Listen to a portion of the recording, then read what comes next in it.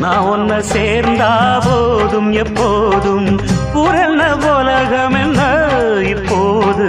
நான் உன்னை சேர்ந்தா போதும் எப்போதும் காலம் இருக்கு ஒரு நேரம்